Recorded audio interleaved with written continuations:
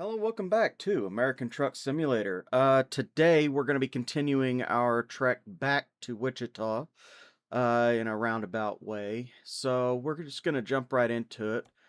Uh, I was just looking a bit ago before I started this recording, and it looks like we're going to get a load out to Springfield, Missouri of new trucks going apparently to a Peterbilt dealership in Missouri. So we'll go ahead and set our GPS for that.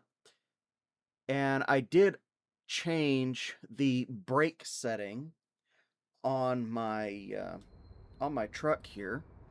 And I actually need to move my chair up a little bit. There we go. Now I can actually see what I'm doing and be able to drive.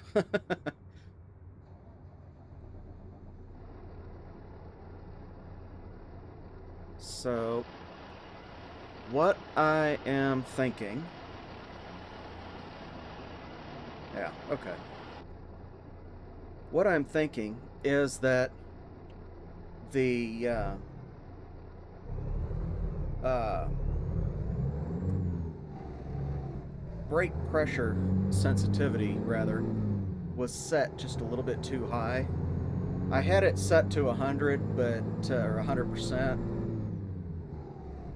but I don't think that was going to do us much good because it seemed like it just wanted to stop dead right where it sat. And anybody that knows anything about cars or trucks or basically anything at all with brakes knows that if you put the brakes on, it's not going to come to immediate stop. And trucks are one of the or big trucks rather, are one of the biggest offenders in that case, because it takes up to 2 football fields for one of these vehicles to stop. So with that in mind, we're going to see how this new setting, I only turned it down to 75%, but we're going to see how this new setting works when we're under load. Because I don't like just having to put my foot just barely on the brake and have it come to an immediate halt. And there was nobody there when I pulled out. So we just about got into another one of those traffic spawn wrecks that we had in episode 2. So we're just going to go ahead and coast here for a little bit because we were speeding, and that's not something I particularly want to do as much as possible.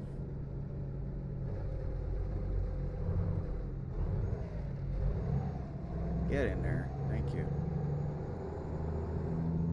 And I think by the time I get done recording this episode and the next, which I'm going to try and do in just one sitting here,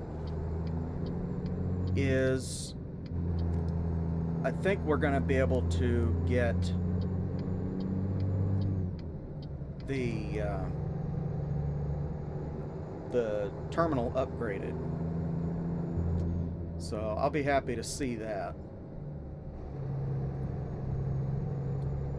And with any luck, we'll also be able to get the new truck, but I don't think we're going to be able to do many upgrades to it right off the bat.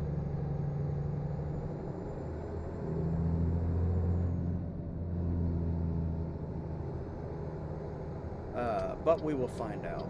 Now, I moved over into that center lane thinking that I had to, but I didn't.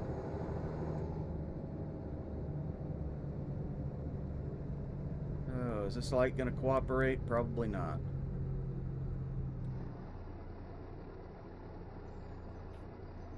Oh, that feels a lot better. I guess it's just going to be a matter of tuning it until we find the perfect setting for my foot.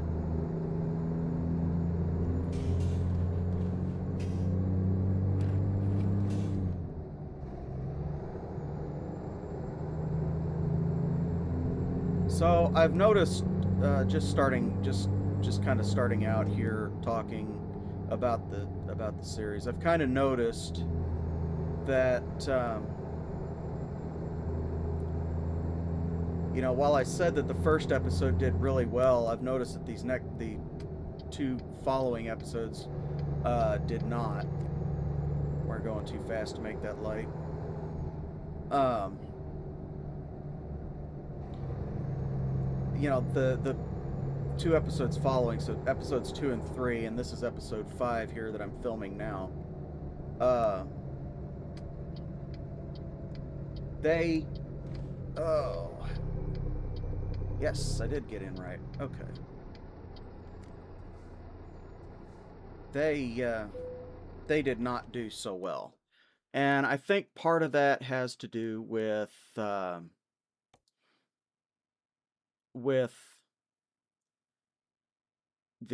time that I put them out being right around Christmas time and New Year's.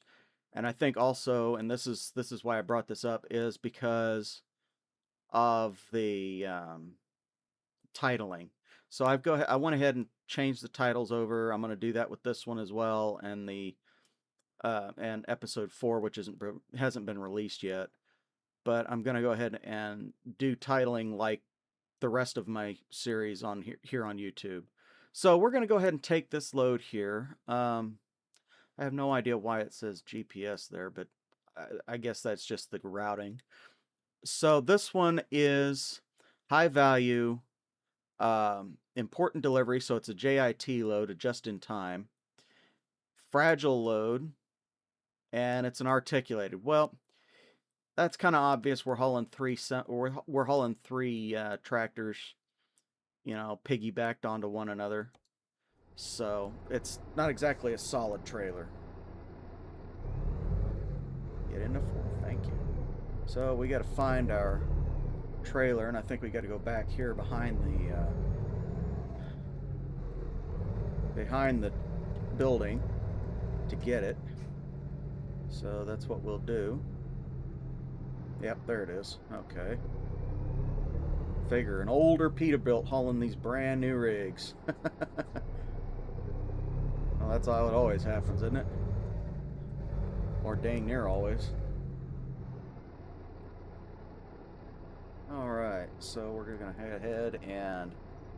yeah, that sounded really coherent. We're going to go ahead and back it up here. Yeah, that's what I sounded like to me. Okay. So let's go ahead and just see if we can't nose it in there just perfectly. There we go. Not super perfect, but it works. Okay.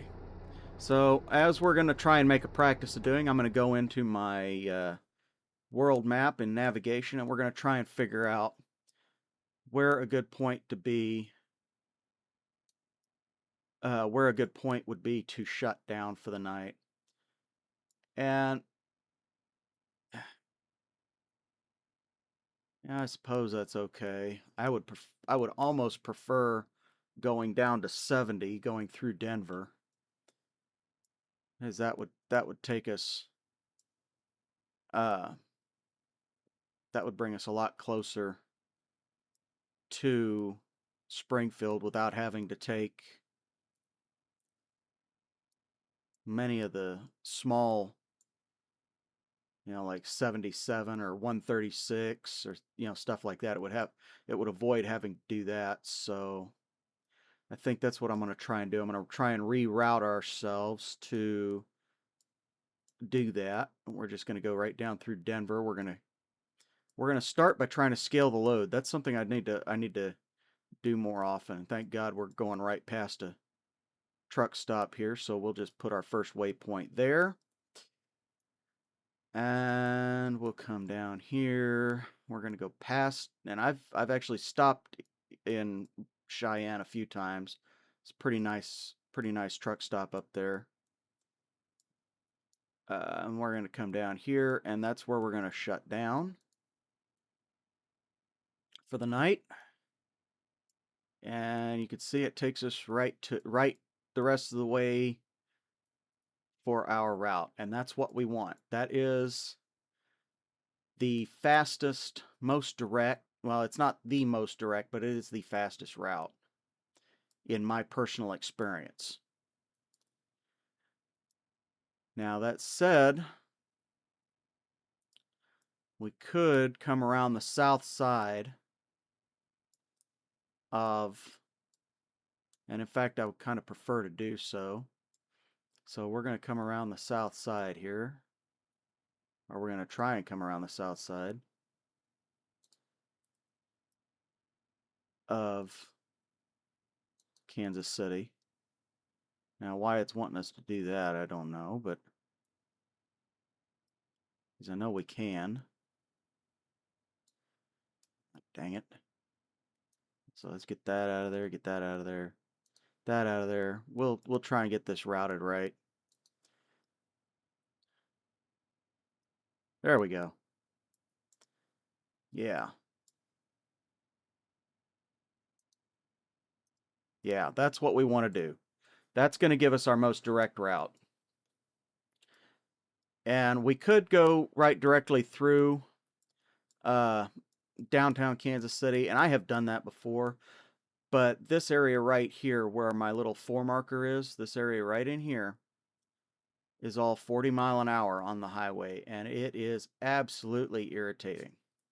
So we're going to try and avoid that if at all possible. So we're going to take the bypass down and around. So that's not going to change too much of our timing. In fact, it might get us there just a little bit faster. So with that, and that makes no sense to me whatsoever as to why it does that, but okay. We'll make that work either way. So with that, let's go ahead and get rolling.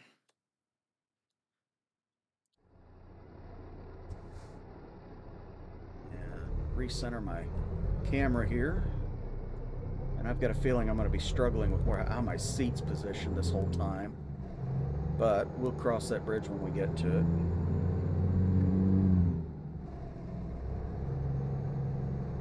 And I'm going to actually not go through that gate. I'm going to try for this gate here.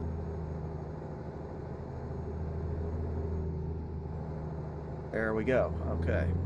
And you can see we just cleared it with the back set of tandems on that rear trailer, or on that rear truck.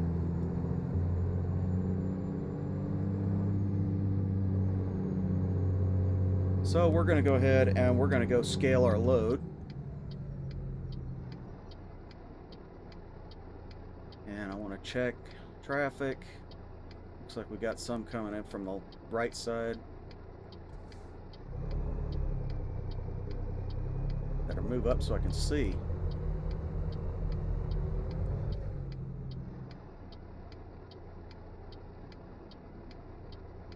Okay, by the time that car gets by, we're going to be clear. Or at least we should be. Let's see what actually happens.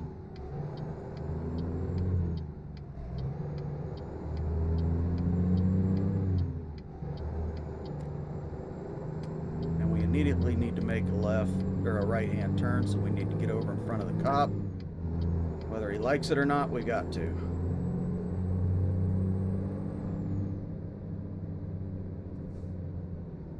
Oh yeah, that feels so much better.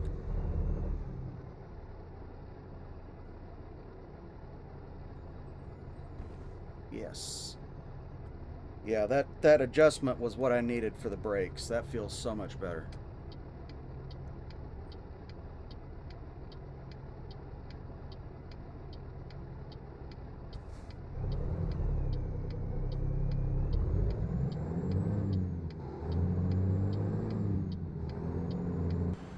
God dang it. Try and adjust my camera. Keep it from bouncing around too terribly much.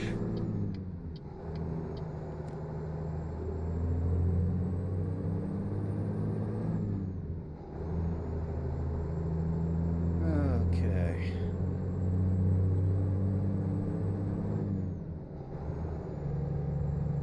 So we should be good to not split all of the gears on this load. It's not a very heavy load. But that said, I am going to try not to do that as much as possible.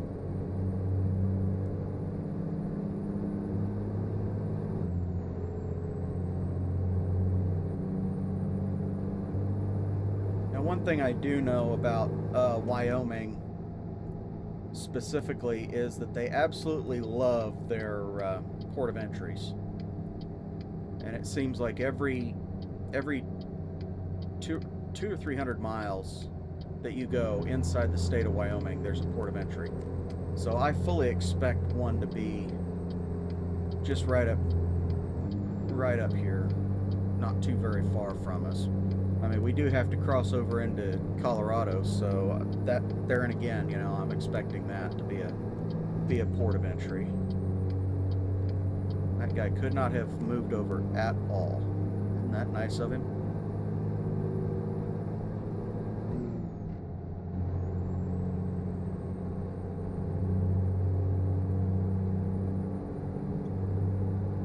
Okay, so we are coming up to our truck stop to scale our load here in probably a few more miles.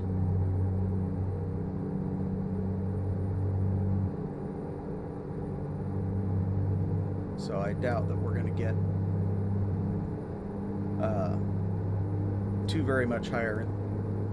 Oh, hey, we actually made the speed limit. So let's go ahead and just set our cruise control for a minute. Yeah, there's our turn, or our exit for our truck stop, where we go to scale our load. So when we get in there and get that taken care of, we should know for sure if we're legal. Now I would say that we are, but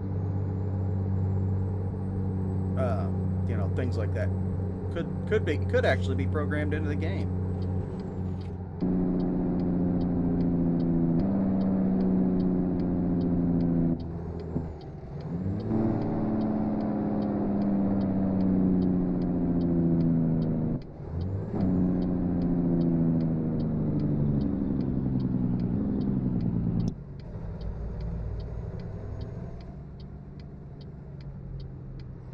Okay. Yeah, that's so much nicer. I'm not just coming to an immediate stop every time I hit the brakes.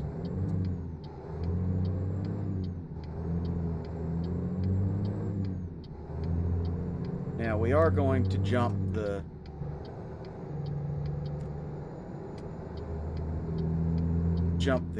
lane there because we do need to actually turn in.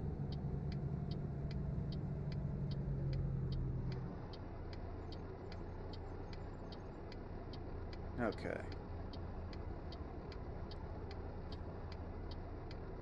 So it looks like our scale's going to be around back, which is not too very unexpected.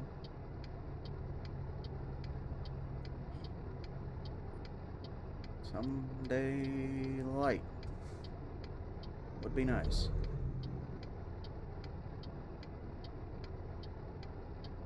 And everybody in the world's stopping at this intersection, but by God, the light's not turning green for us. There it goes.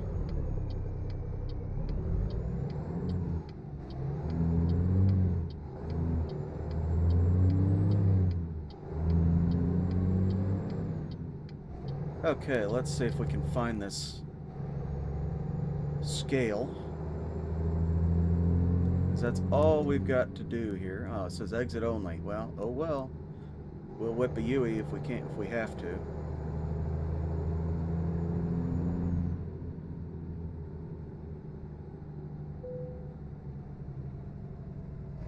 Which we'll have to. But we can do that fairly easy. And I've actually done stuff similar to that before. We'll just come in around here and go like we're going through and turn around. That's not too big of an issue. I have done stuff like that so many times. Just because these things aren't quite as clearly marked as they should be.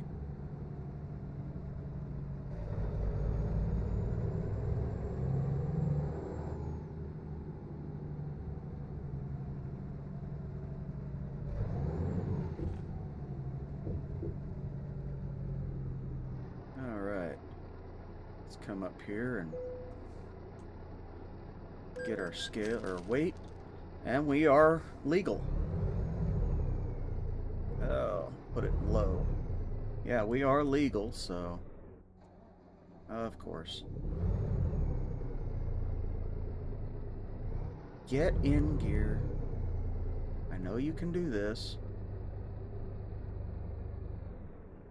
Oh, for Pete's sake. Fine, we'll roll back a little ways. Try and keep it straight as we can, because for whatever reason it doesn't want to pull it up the hill. This is why I want a new truck.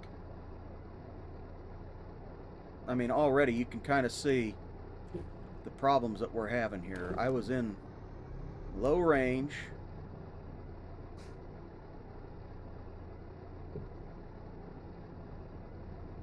Okay.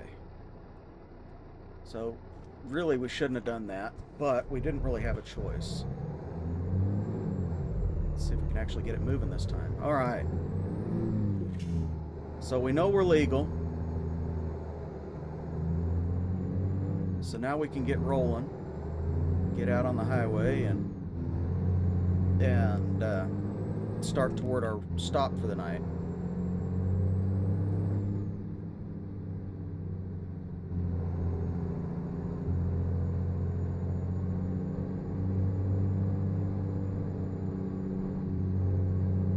Yeah, there was out on the road here, there was no sign that said, you know, trucks only or anything like that.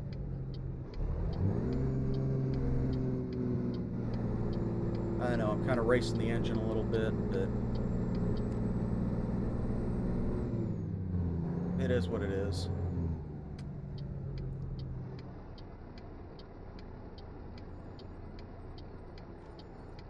Perfect. Okay.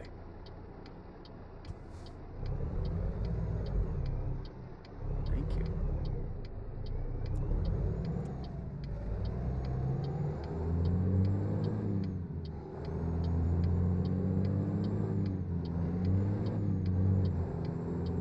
I definitely do not want to miss a shift coming up here.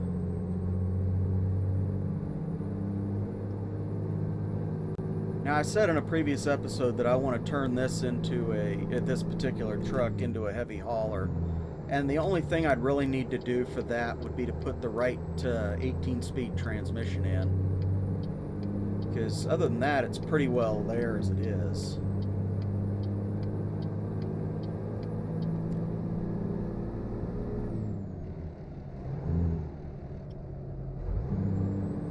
Now, I know this thing can float, but I am a little bit out of practice. It's been about a week and a half since I recorded my last 2 episodes, and I've been trying to not play this in between recordings, mainly to not have it wear thin on me, not have my enjoyment of it dissipate over time. But if we're lucky and I can actually get a good stockpile build up by the end of the month, I'll be able to do some recording every week or so, and have videos to put out on this every day, or nearly every day, which will most certainly make it easier to keep my channel going during the busy months of the year, which they'll be coming up a lot faster than I would hope. So I'm going to be starting mowing again in probably the end of March, early part of April, depending on when everything wakes up.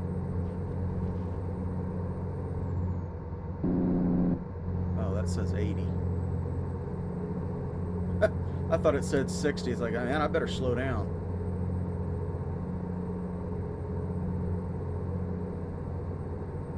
Watch, this guy's gonna come up. We're gonna come up to this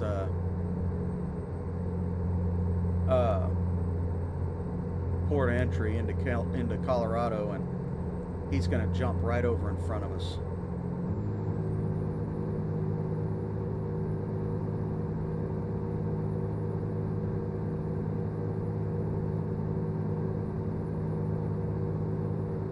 It would be nice if I could actually get up to 75. I know I can do 80 in this truck.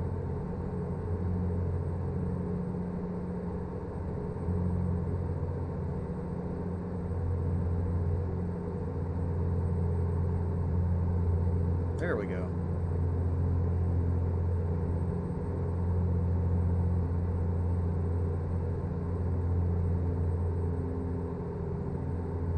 Now, while it's been a long while since I've been to Casper, I have, like I said at the beginning of this video, I've been to Cheyenne quite a few times.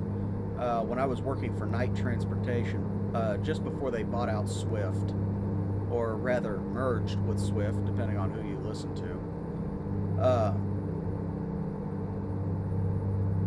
My dispatcher absolutely loved to send me out here through the mountains. Now, personally, I don't have a problem with the mountains. I don't have a problem with them at all. What I won't do is chain a vehicle. Now, I don't think that's a feature implemented in this game where you chain the drives, but you know, even if it were, I wouldn't do it. I would route to a different place. I would try to go someplace else. You know, be it down south or stay on the I-35 corridor, you know, whatever. I would not want to chain a vehicle. And this kind of place is definitely where you would be chaining. I remember one load that I had. I remember very clearly because I told my dispatcher that morning. I said, I do not want to be here. Get me out of here. Send me down south.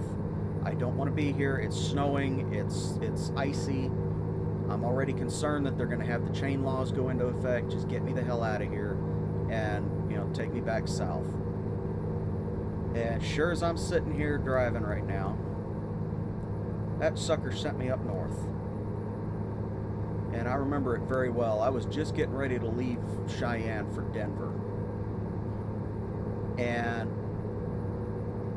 he messaged me over the computer. I can't call it a Qualcomm because that's not what it was. It was a different brand. But he messaged me over the computer and said, hey, we've got this load in Denver that we need you to take up to Great Falls. And I'm like, man, what did I just tell you? And he says, I know, there was nothing we could do about it, yada, yada, yada. He gave me the whole spiel about it. And needless to say, that proved to be the straw that broke the camel's back as far as me wanting to get away from the company. Because I ended up driving up to Great Falls in between two blizzards. Now, the first one I had just missed by about 25 minutes. And I was heading south, and the time it took me to go down to get my load is the time it blew, the tail end of it blew through. So I missed that one. But by the time I got up toward where I was going,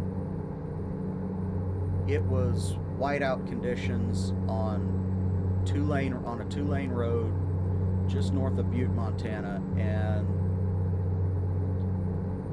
I'll tell you what, that was scary. That was the one instance of winter driving that taught me the most. Because we're not talking two-lane like what we're driving here, two-lane, you know, four-lane divided. No, we're talking rural county road or state highway, two lanes, one in each direction, and 70 mile an hour posted speed limit.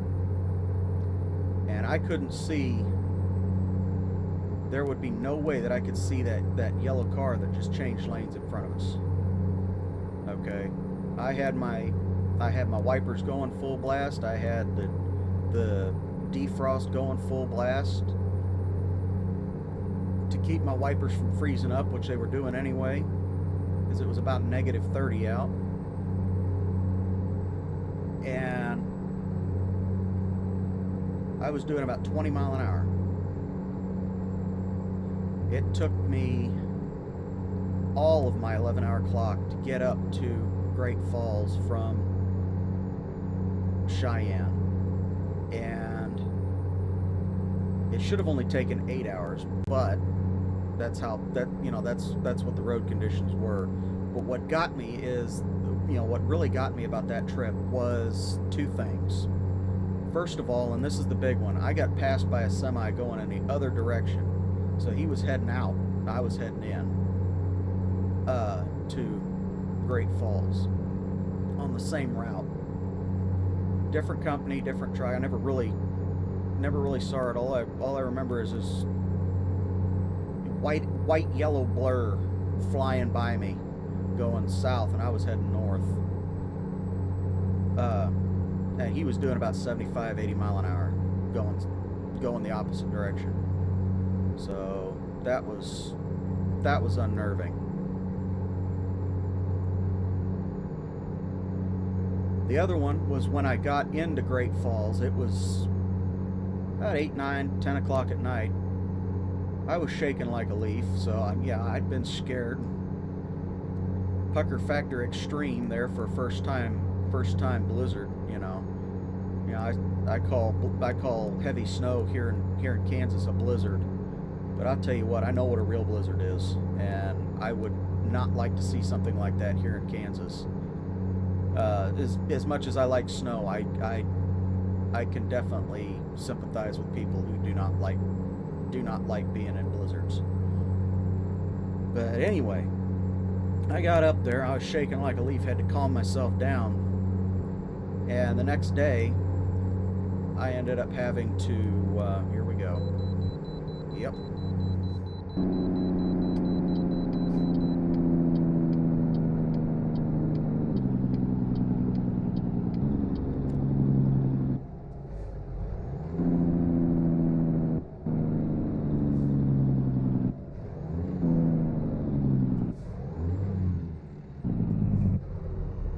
Okay.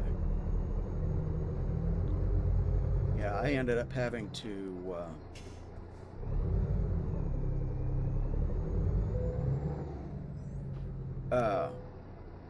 not in perfect technical state. Be more careful. Yes, I know.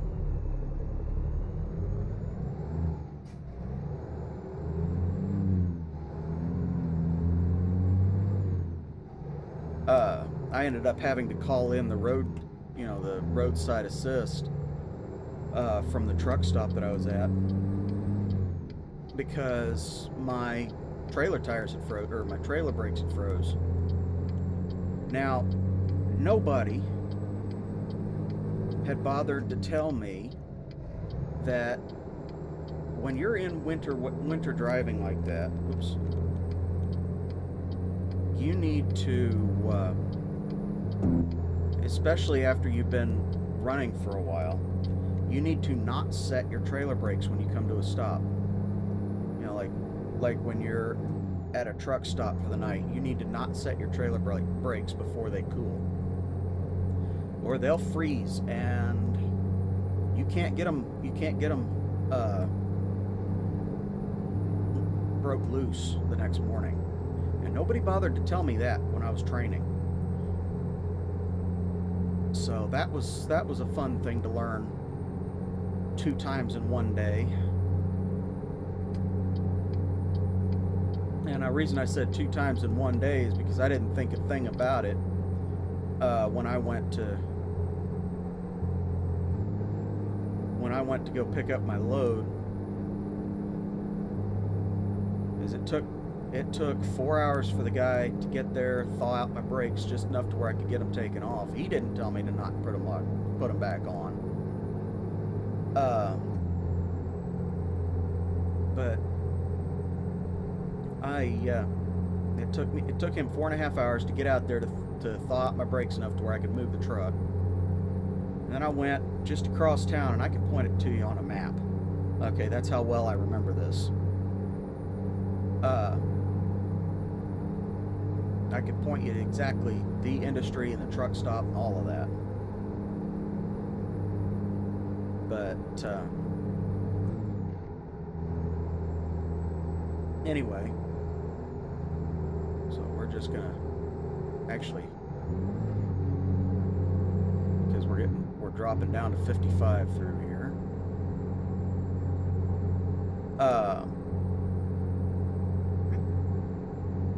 Come on, dude, it is 55 through here.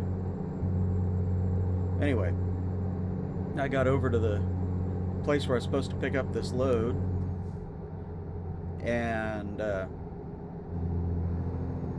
just completely absent-mindedly set my parking brake, set my trailer brakes.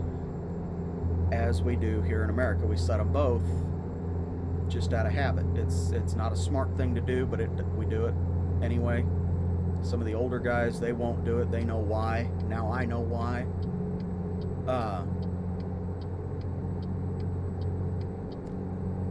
But that said, it was... Oh, shit. I need to be back over. There we go. It was... Get the hell in gear. It was rather hairy because I actually ended up freezing the trailer brakes again as I went in to get my paperwork and get my dock number. I ended up freezing the trailer brakes again and ended up dragging that trailer around the lot. So there wasn't really a whole lot that I could do about it.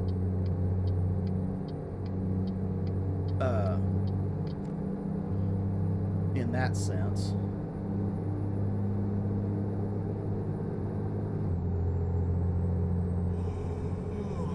Looks like our stop is going to be about perfect. Let's check our map here real quick. I don't want to make that a habit, but yeah, see, we're going to be just perfect timing. Great. That's fantastic. Okay. But yeah, I got in and got the truck pulled up to the dock, got it backed in and everything. I didn't realize that my tires weren't rolling, but I played hell getting it back out of there. I had to wait another 4 hours for the roadside assist to come and thaw them out again. And I asked him what I should do about it at that point. I didn't think about it before. And he says, well, do yourself a favor. Don't put your trailer brakes on. Don't put them on again. So I didn't. And that was all there was to that. But it's just the thought, you know, it's like that load was such a right pain in the ass. Oh, don't fucking tell me. Are we gonna make it?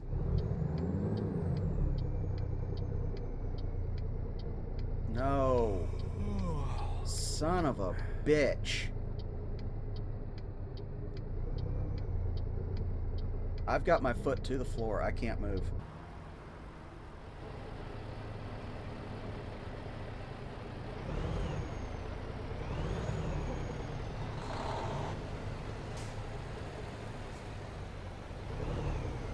God damn it.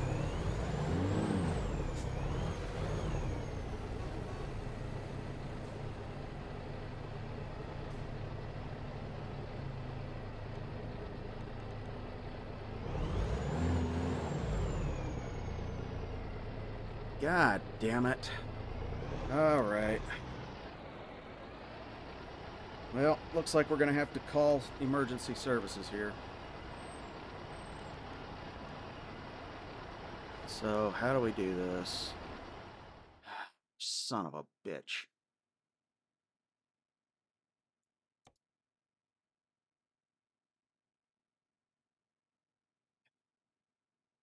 This is something I don't know how to do, so bear with me.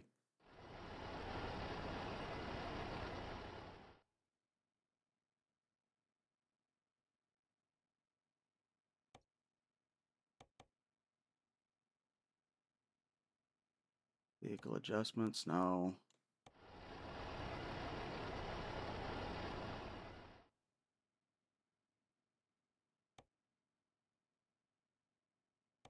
Diagnostic and assistance.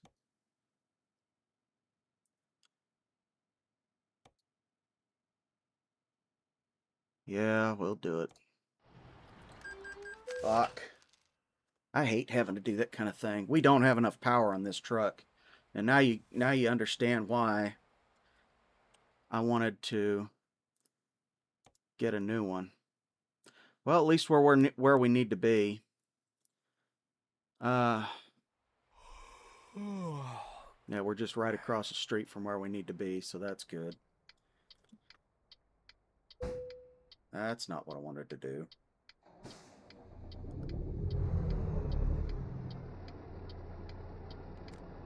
So we're going to go ahead and reattach to the trailer.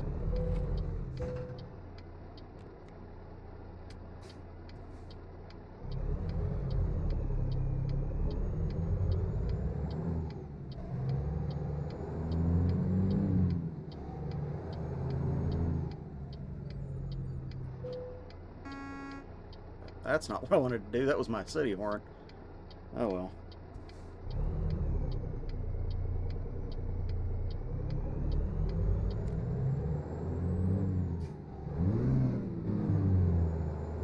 Okay, so we're going to go ahead and fuel up before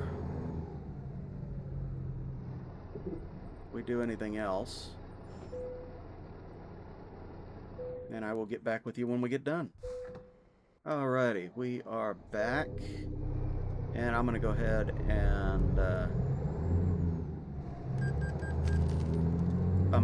and just find a spot to park it and call it a night.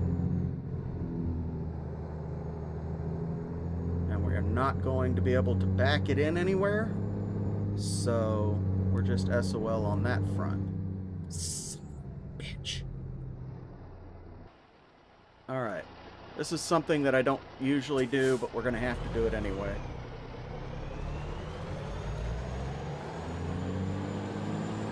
I went the wrong dang direction thinking I could. Okay. I needed to be sure where my trailer was. We can't really back this one up. I mean, there are some drivers out there that are markedly better people than I am, markedly more skilled, who could probably back this thing up without even trying, but it's that ain't me, man. That ain't something I can do. So we're gonna try and find ourselves a spot here. Let's go over here. Let's go in right between these two.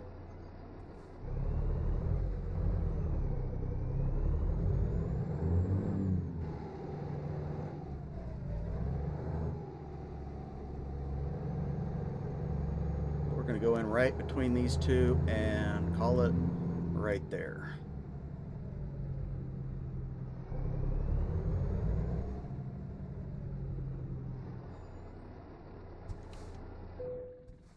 All right, so we're going to go ahead and rest for a minute and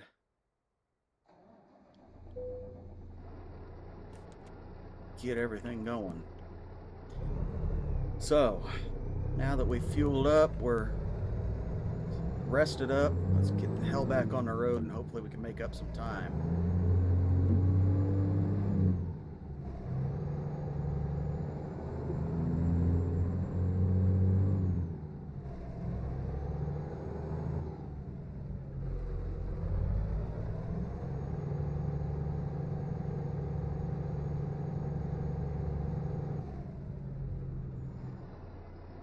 Hopefully this doesn't result in us having to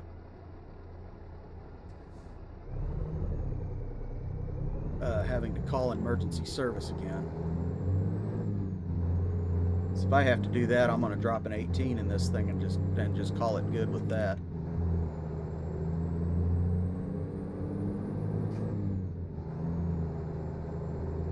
Because this truck should have the gusto to be able to get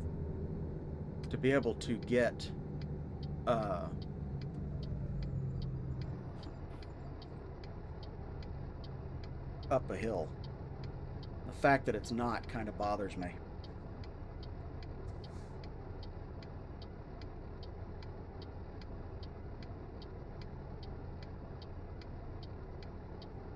Sometime today, light.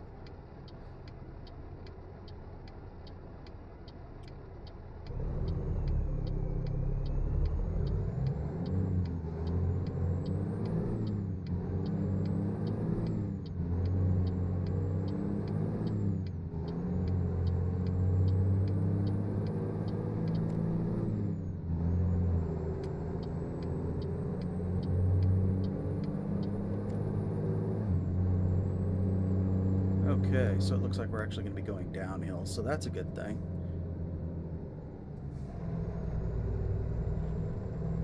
Oh, I didn't signal. I forget to do that every now and then. It's not too big of a deal.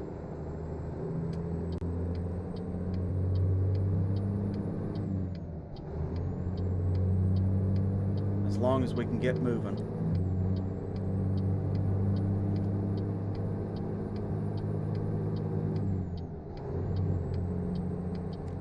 Alright, so I'm going to take a drink real quick.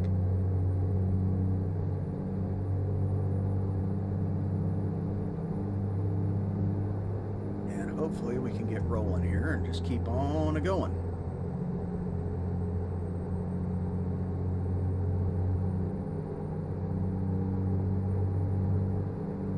Got a little bit more than an 11-hour drive, so I hope when we pull in to our next overnight that we're close enough that we can make it still on time, because I was not anticipating this truck not having the guts to be able to pull this load up a hill.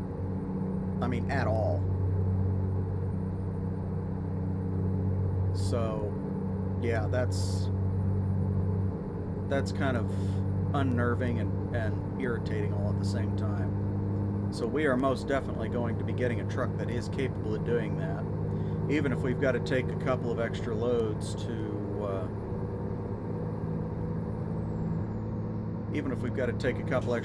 make that happen via upgrades. We are going to get something that's got more pulling power.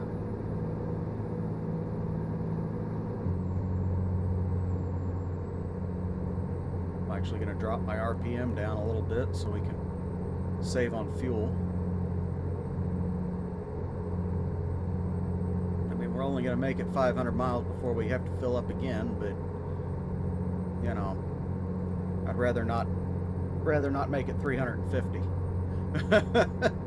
If that makes sense.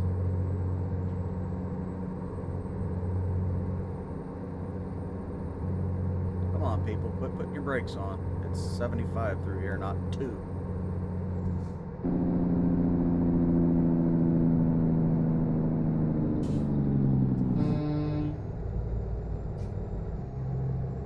Jesus Christ.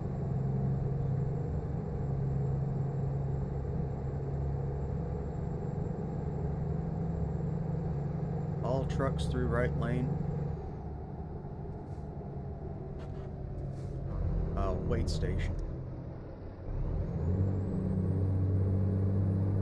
It would help if people would actually do the goddamn speed limit.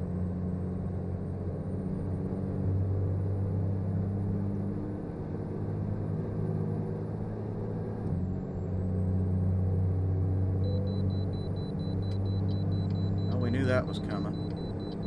They're insisting on pulling us in at every wait station.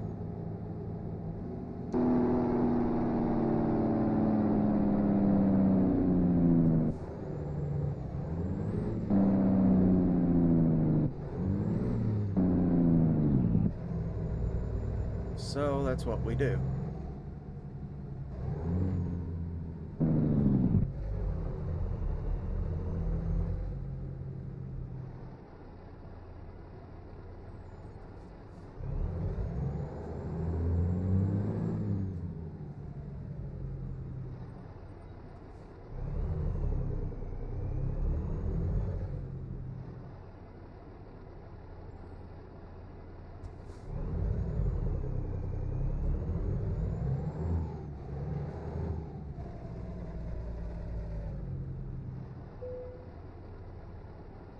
Would if I could ever get up to it.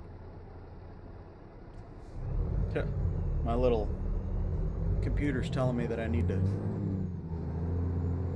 pull up to the weights, or pull up to the scale and stop. It's like, okay, I would if I could ever get to it. We got people coming in here that don't need to be in here, like this dump truck. Now, interstate dump trucks, they probably should be in here, but I'm not 100% sure on the laws for that, because I'm not a Class B driver. I'm a Class A.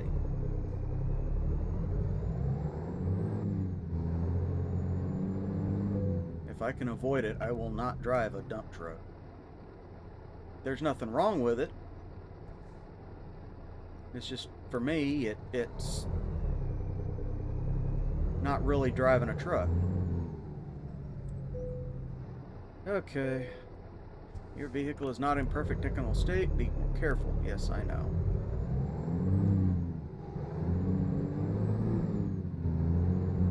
I need to be told that every single time, I guess.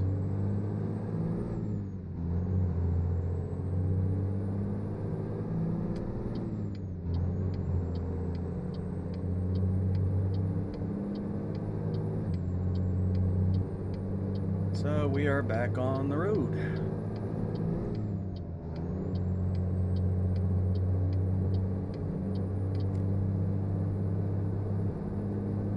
Just keep tooling along. We should be getting close to Kansas by now. That was Lyman. Kit Carson, yeah, we're still in Colorado. But we should be getting close here soon.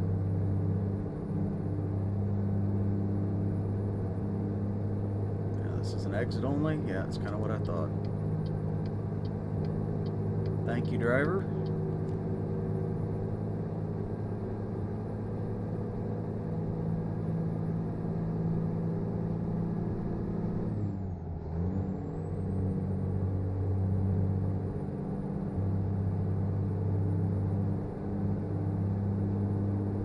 Oh, shoot.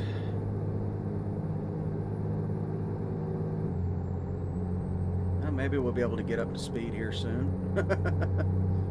I mean, it's not like we're going through the mountains right now. We're kind of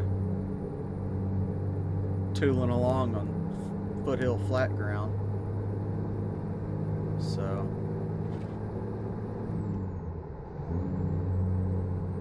we should be getting up to speed here pretty quick.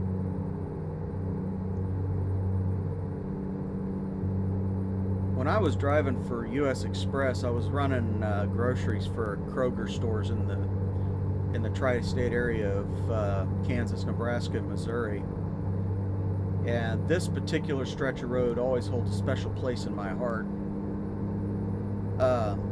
Not because I was always on it, which, you know, I was, but because this is the part of this is the stretch of road that I almost died on one night. I had been having some electrical problems with my regular truck, and they gave me a loaner truck for overnight. And went out driving for that load. Now I'd already explained to the fleet manager that I didn't really like the truck. It was concerning me a little bit. Why are we slowing down, people? Must be a company driver.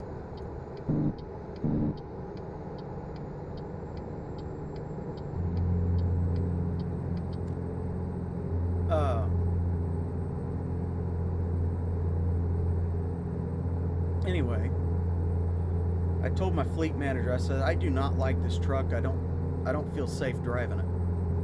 And he said, well, why is that? I said, because it smells funny in here. And I couldn't really put my finger on it at the time as to what I was actually smelling. But it had a really sweet, almost fruity, metallic smell to it. And it was coming through the air vents. Now, full admittance, I had not had great sleep the previous night, but that was not as much of a factor as what was actually going on.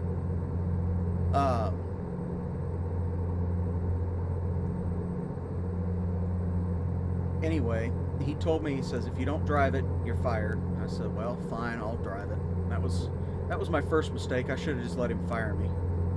Sue him for wrongful discharge, because apparently the guy that had the truck had wrecked it at least once, which I ended up getting blamed for. And we're going to get pulled in again. 5 will get you 10. Yep. Oh, we actually got the green. How about that? That's awesome. You guys would have won that bet. But yeah.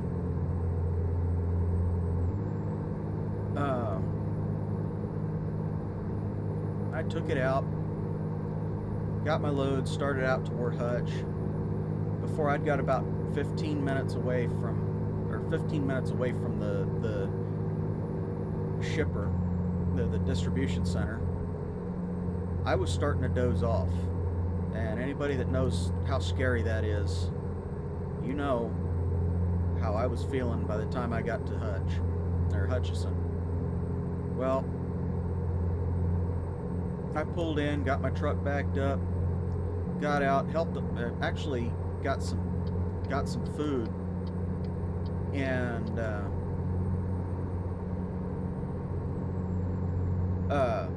was actually feeling better. I shut the truck off, I had the windows down, and everything was feeling really good, and I was awake and alert. And they got their part of the load taken off the trailer, and I started back out. Before I even got out of town, I was starting to feel lethargic and tired, and that metallic sweet smell was back in my, was back burning my nose again. Well, I'm pretty sure that anybody by now who knows what that sweet metallic smell is knows what's going on. But I completed all my stops. I got all three stops unloaded that night. And as I was heading back to drop my trailer, or to drop the cardboard and packing materials that they saved and sent back to the distribution center for recycling, I fell asleep at the wheel. I just dozed off, and that was it. Ended up, as a matter of fact, right underneath this bridge that we're getting ready to pass under. Just the other side of this bridge is where I drove off the road. And I mean, it's just the other side of the ramp, I should say. It was mile marker 111 or something like that. And I spent a good 4.5 hours that night sitting in this ditch, and if I can point it out on a video game, that's a pretty significant event. But I spent about 4 hours that night sitting in the ditch waiting on the wrecker crew to get there. And I had to hit the panic button on the truck because I couldn't get I didn't have a cell phone signal. I couldn't get a hold of anybody on the actual computer. And they sent emergency crews out to get me. They finally managed to get a hold of me. They sent a tow truck out, and they had a cop car out there. And I said, no, I'm fine. I just gotta, I gotta get the truck back, and I think I'm just gonna turn in my keys. And I did. Well, in order to get that truck back to Wichita, I ended up breaking my hours of service, and they called me when I got back into Wichita. They called me and they said, we want to know what happened last night. I said, well, you damn well know what happened last night. They said, no, we don't. I said, I broke my hours of service to get this truck home. I'm turning in my keys right now. And they said, why? I said, because I just wrecked this truck, or just drove off the side of the road, because it had a carbon monoxide leak that my fleet manager wouldn't acknowledge. And they said, well, if you ever decide to come back, you're going to have to do a 2-week suspension. You're not going to be allowed to drive. And I said, I'm not coming back. I don't ever plan to come back. I just spent the last 4.5 hours, 5 hours, thinking about how I could have died. And they said, well, we appreciate you letting us know, and we're sorry to see you go, and all that BS. And it's like, just to see if I could, about 7 years later, that's a very specific number, because that's about the time I decided I wanted to face my fear of getting back behind the wheel of one of these things. For that very reason, I put in an application and called them up, asked them about it, and they said, no, we decided not to hire you. And I says, okay, why? I said, well, your driving record is not something that we want to have, you know, on our payroll. And I said, okay, thank you. And what it turned out, and I found out later, that my fleet manager had accused me of totaling the truck that I was driving that night, and they had blackballed me from driving from that company ever again. Now, I'm perfectly okay with that. I really am. I'm perfectly okay with that, because if their fleet manager is so concerned with a load going out that they're going to tell a driver who is not in a good state to be driving and is complaining of problems with the truck to drive said truck or be fired, then they really don't need quality drivers out there. They don't need to be in business, by my opinion, but you know, that is what it is.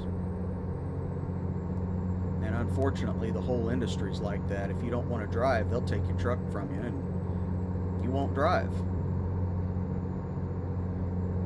And if you refuse a load, you know, all these places are saying, you know, forced dispatch, or no forced dispatch, and all this good stuff. And they add a caveat in and say, but if you ever refuse a load, you'll never get another load again, and we'll make sure of it. So if you're thinking about going to a company, if you're thinking about going to a company and want to be a company driver, don't ever refuse a load, because these companies like to screw over their drivers like they don't depend on them. And a lot of what happened that night, I guess, was my fault, and I fully admit it. But the plain and simple fact of the matter is, when a driver says that they don't feel safe in a vehicle, that should be an immediate red flag for that vehicle versus the quality of that driver. Now, to put that into context, I had been having electrical issues with my truck, my regular truck, for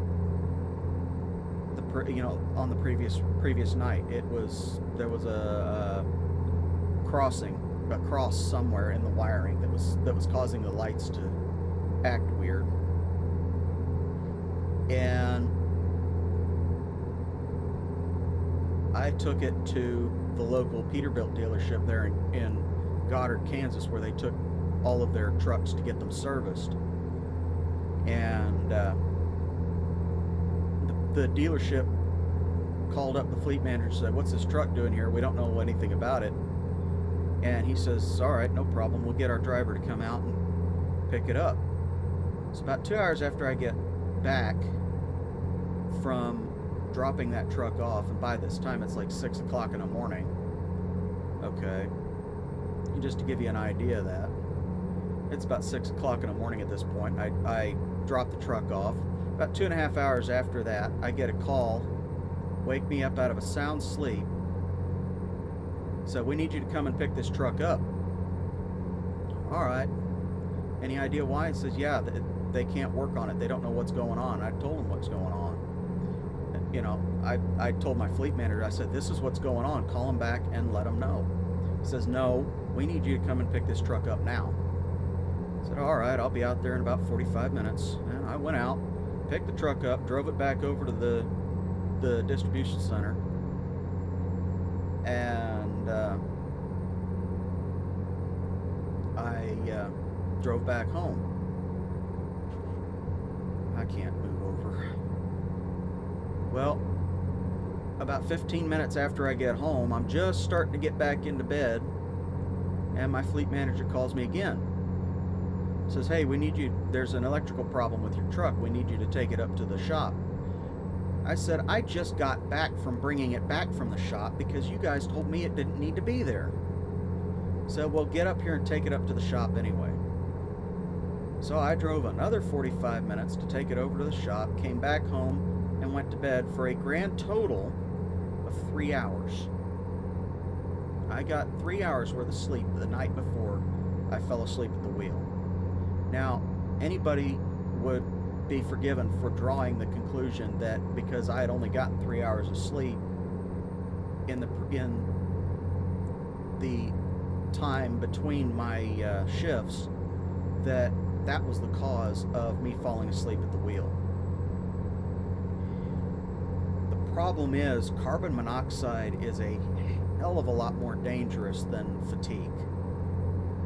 And when you're 22 years old and you fall asleep at the wheel because you are breathing in a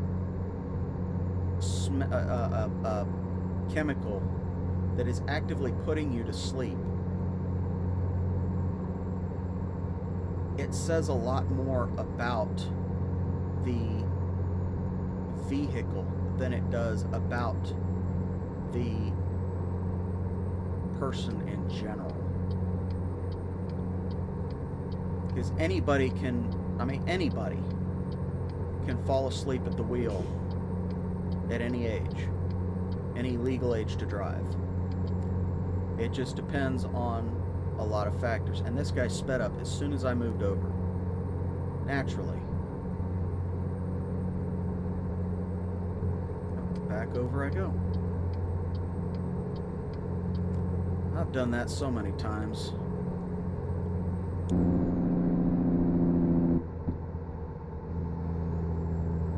Well, I guess we'll do 10 under. Or 5 under the speed limit.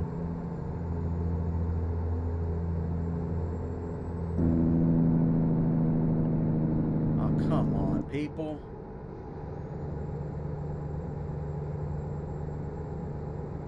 We've got one person up here that's holding up the entire crew in both lanes.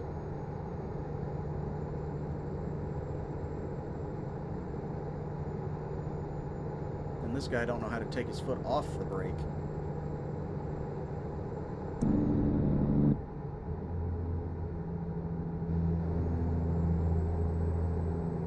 Do we bypass or do we get called in? Yep. Yep, please pull in. Why am I not surprised in the least?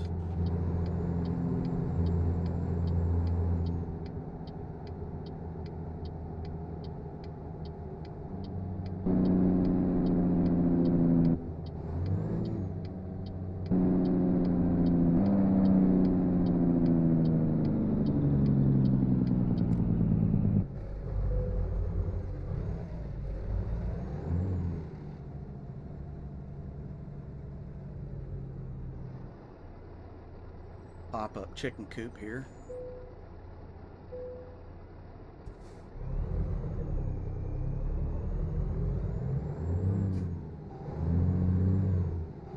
They pull me in just to tell me my truck's not in absolutely perfect condition.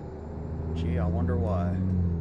It's because I gotta stop every freaking 5 minutes.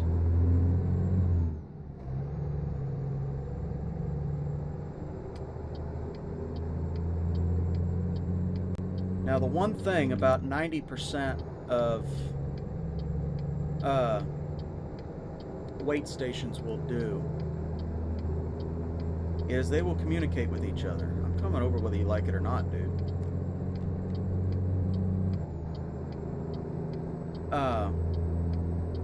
They will communicate with each other. So if you've got a inspection failure that's not putting you out of your hours of service, or not hours of service, but not putting you out of service in general, they will call ahead and they'll have the next wait station pull you in, and they'll monitor that. But if you're clear, they will they'll phone ahead, or they'll send a message ahead, say, hey, this truck here is clear and is good to proceed, and you'll go right on through. But it seems like every single wait station in this game pulls you in for just the nitpickiest little thing, and it's not even really a violation to have a truck that has a little bit of wear and tear on it. Okay, so we are in Kansas City. And now the fun begins, because once we get out of Kansas City, we're going to have to start looking for a place to pull over for the night.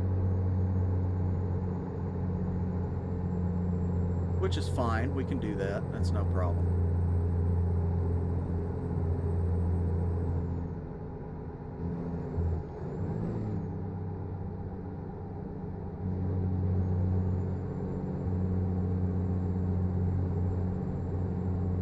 Actually been I was so used to driving through here that this is all familiar to me.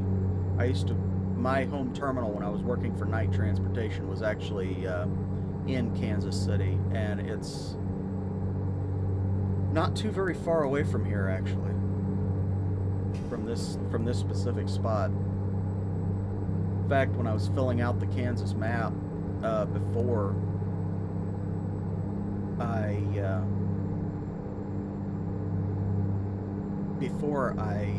started recording these videos,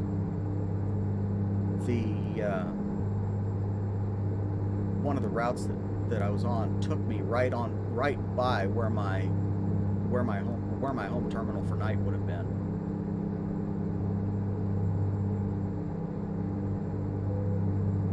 Start of toll road. Get this very short stint of I-70 that's, well, I guess we're not quite Kansas City yet, but anyway.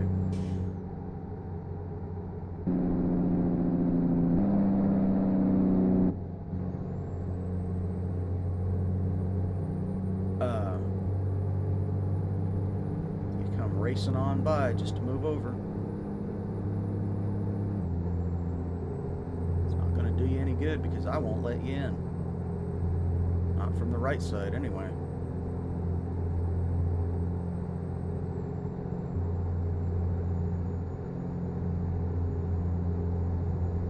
We got this little bit of toll road on I-70 before we get to Kansas City. That goes from Topeka to Kansas City.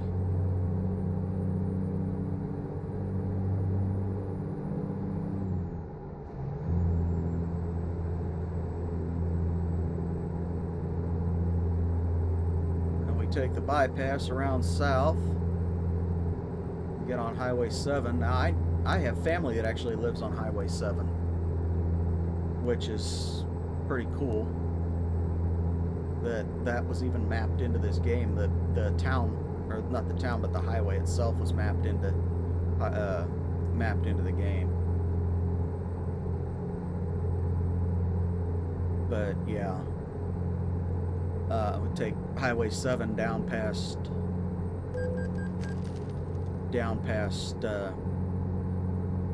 Grandview and Pleasant Hill and all them, Lee Summit and all that in that area,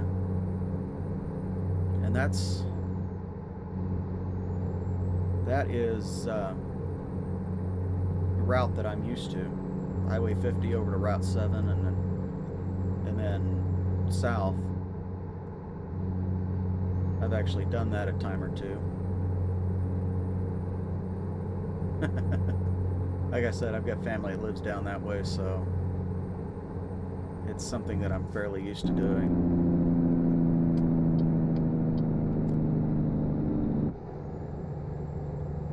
Okay.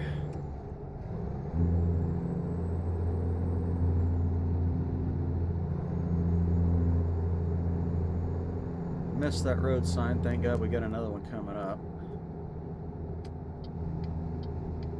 No. Yes. Almost messed that up.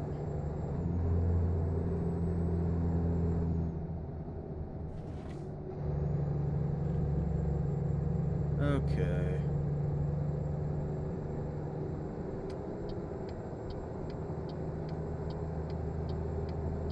I am coming over, dude. Thank you.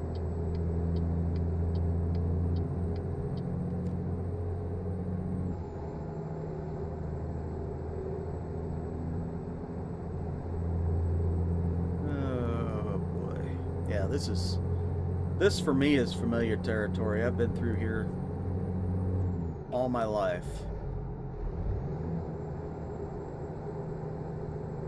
And it hasn't changed much in 35 years. A few new buildings and a few new houses, but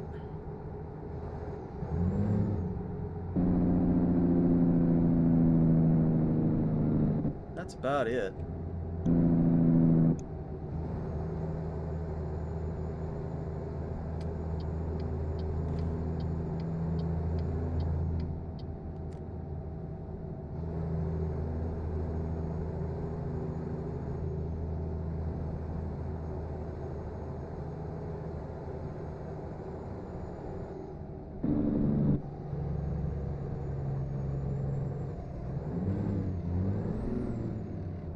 Getting gear, thank you.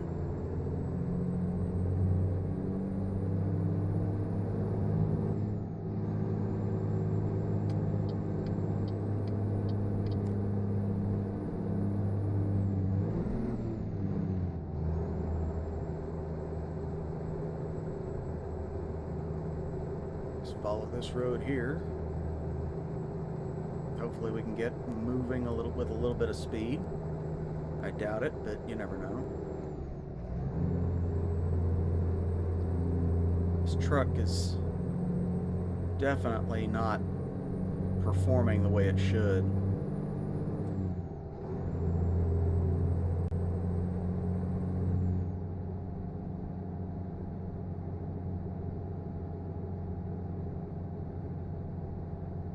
But it is what it is, and we'll make it happen.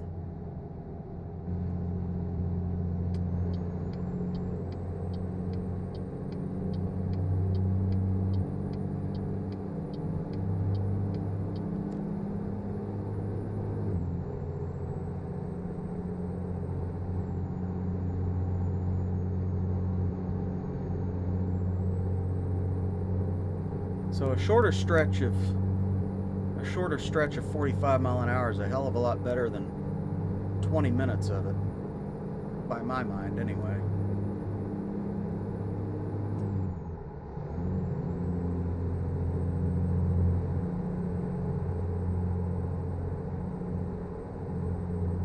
Wait station, 1 mile. 5 will get you 10, we get pulled in. I will be willing to bet we get pulled in. Well, how about that? We don't need to. Oh, it's 70 through here. Okay.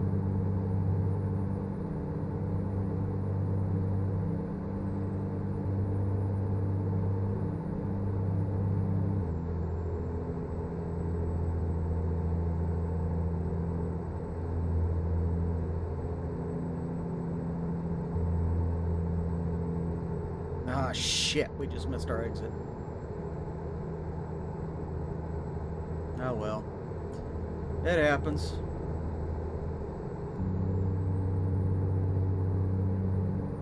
Let's see where it's going to take us. See if we need to turn back around or not. This is the one benefit to having it be a game, whoops, versus oh hell.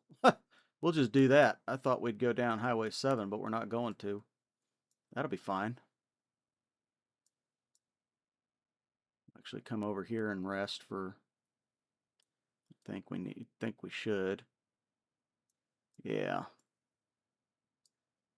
Probably wouldn't be a bad idea.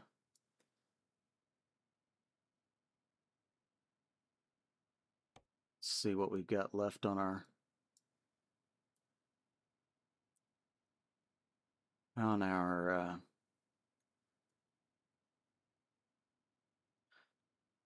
time here. Let's see what that's not due until Wednesday. Yeah, we got plenty of time. 5 a.m.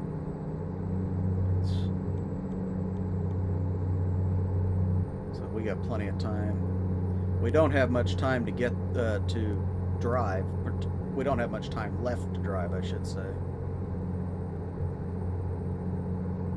So that's that.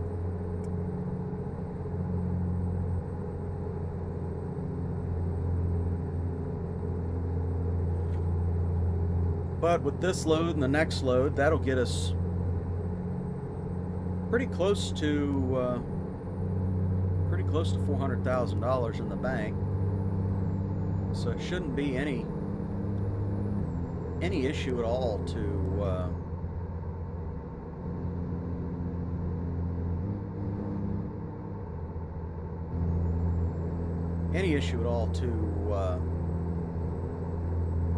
buy the truck and the upgrade for the terminal. But we'll see how that works out when we get to our stopping point.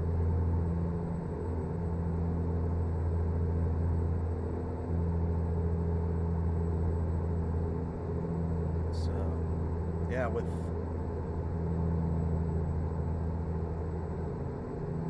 that much extra, we could probably make a fairly good run of it. In terms of upgrading the new truck to get it capable of hauling regular loads like this.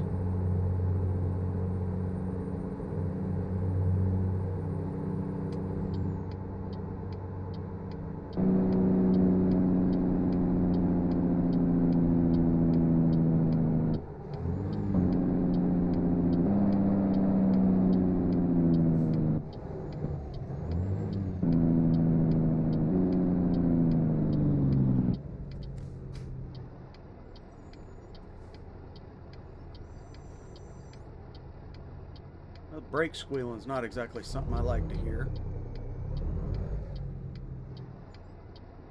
Now I know there's a truck there, so we'll wait for him to go by.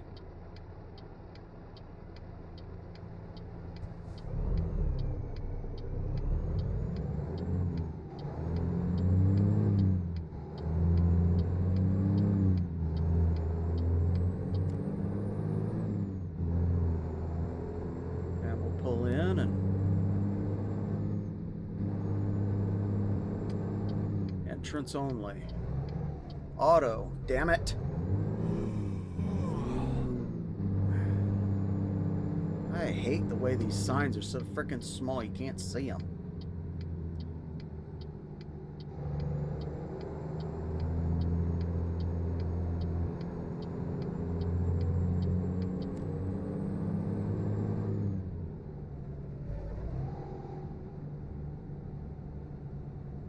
Okay. So maybe we'll be lucky and be able to find a spot we can just dive into. I doubt it.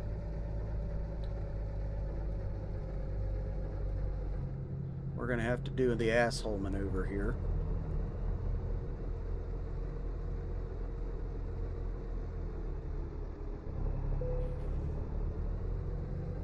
And wherever we end up is where we end up.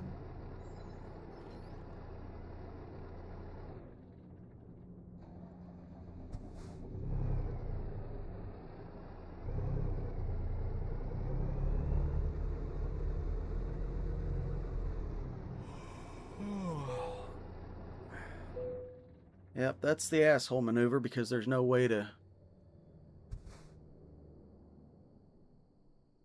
back this truck up. So, we can go ahead and head out, finish our delivery.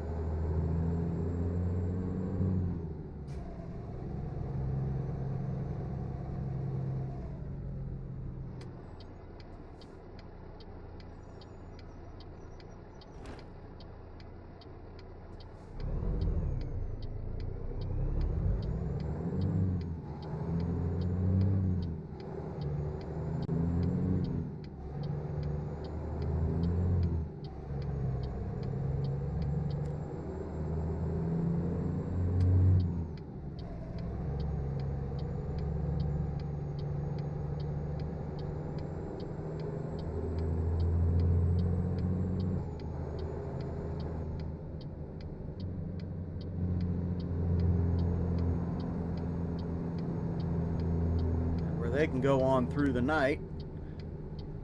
I gotta turn.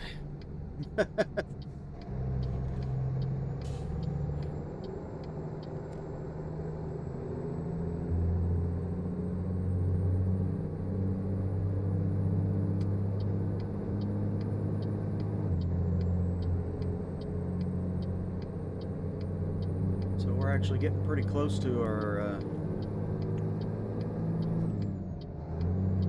looks like we're gonna stay in this lane. Nevada, Collins. It's actually Nevada, but people love to cause problems with pronunciations.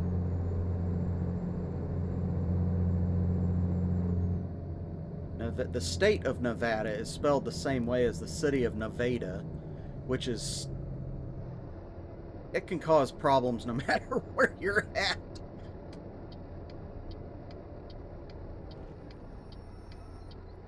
There we go.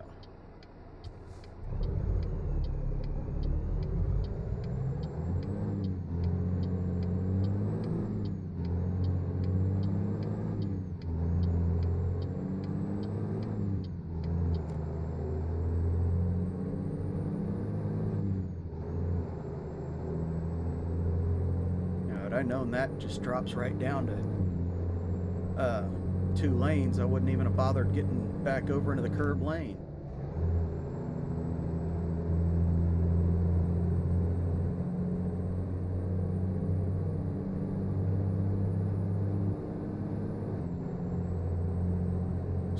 mph through here. We've got 80 miles yet to go, and a couple 3 hours to get there. That's not too bad.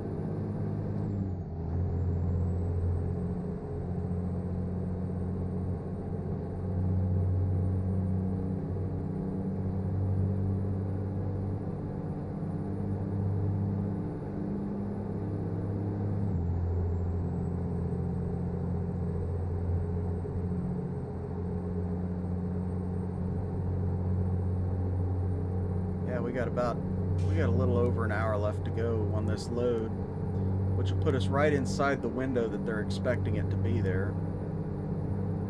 So that's not too bad.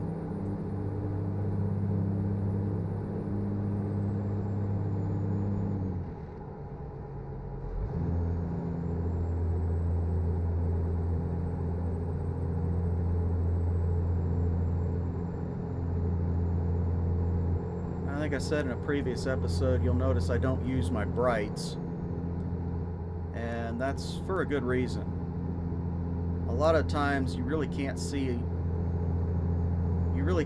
what you need to see with your brights on. This is one of those times where I really should have my brights on. Oops. Ooh, that was close. Yeah, this is one of those times where I really should have my brights on, just so I can see a little bit further down the road. But in my experience, a lot of times it just doesn't matter whether you've got your high beams or your low beams on, because really change anything of what you're seeing. And if you're supposed to be able to stop within the distance your headlights cast, but with something of this size, that's really not even a possibility to begin with.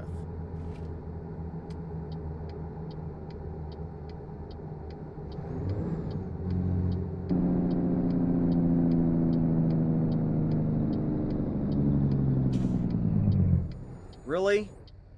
You gotta turn into my fucking lane?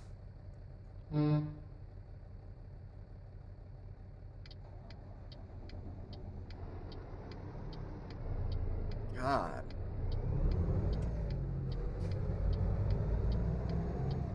That is ridiculous, dude.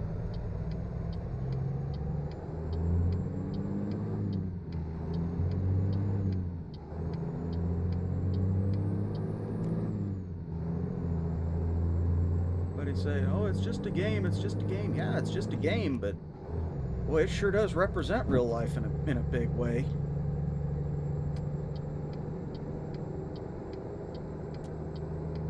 Bright's back down. Maybe we'll be able to get up to the top of this hill sometime this evening.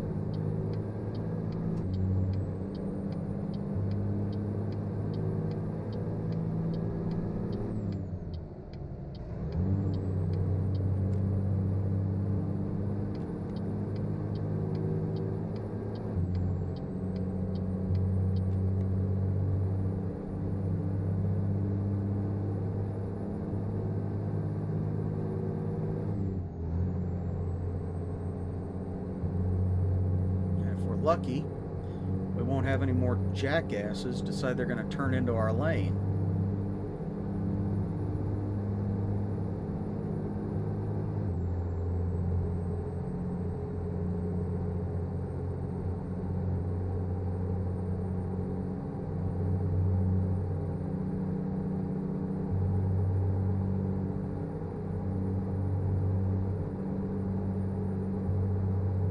Actually went to the pet store yesterday talking about jackasses that shouldn't have truck driver's license. Absolutely should not have commercial licenses at all. We were coming up to a turn and there was a guy in front of us in a pickup truck. He had his signal on, we had our signal on. And this day cab truck driver decided he was going to just pull out in front of everybody.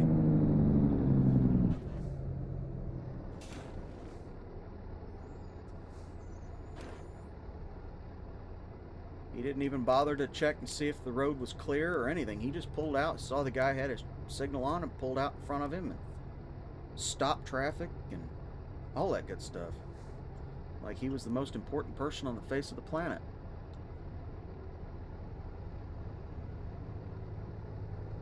Of course, a lot of people drive like that nowadays.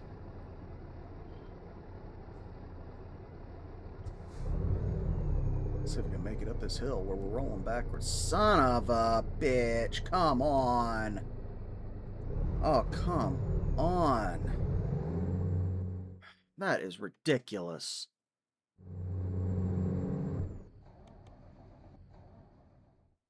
Jesus Christ.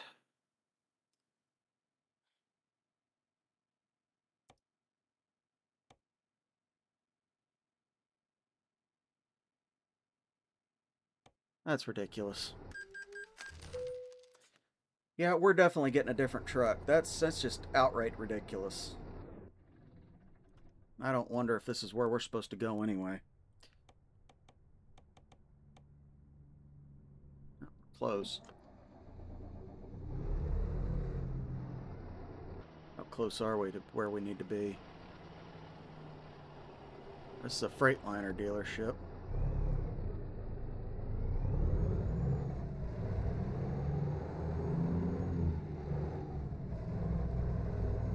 See if we can get out of here.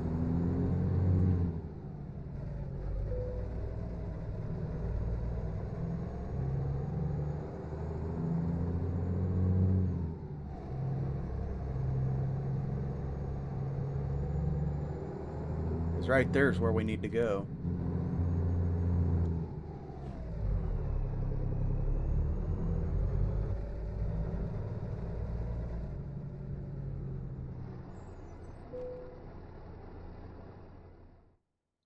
Okay, where should I place it? Right there. All right. See if we can make it around here. Yeah, we should be able to. Be a bit of a finagle, but we can make it.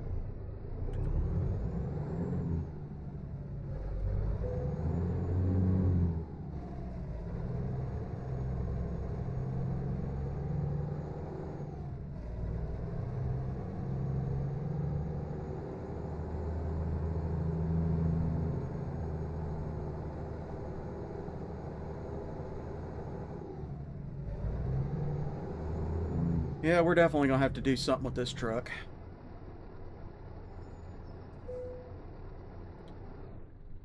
Because if we can't make it up a hill from a standing start, this truck is not going to get us what we need to get it. So that's probably going to end up, yep. All right, so we are level 19, and we have got enough money to buy both the truck and the upgrade. So when we get back to Wichita, that's definitely what we're going to be doing. Now, like I said in a previous episode, I'm just going down the list of these. I'm only going to get so many of these, and then I'm not going to have to worry about skill points again. So that is what that is. But for now, and I'm going to take care of this truck offline. We're gonna do something about the transmission. I'm gonna see what kind of upgrades that I've got for it, and we'll discuss that in the next episode. For now, I want to say thank you guys for joining me on this drive, and if you like what you're seeing, leave a comment, leave a like on the video. I'd love to hear your guys' stories. My stories only get me so far. They're only going to get me so far because I don't plan to get back behind the wheel of a real truck anytime soon.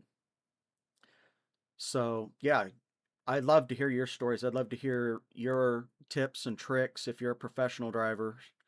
If you're not, if you just play this game for fun, give me some ideas as to how to make it a little bit easier, how to make it a little bit better, things like that. And if you're curious about, some of the laws and regulations that I actually try to abide by while in this game, comment, let me know, ask questions. I'm always up for criticism, and I'm always up for conversation. If you want to support the channel, go ahead and hit the subscribe button, or head on over to Patreon and check it out. So with that, I want to say thank you again, and I will see you on the next one.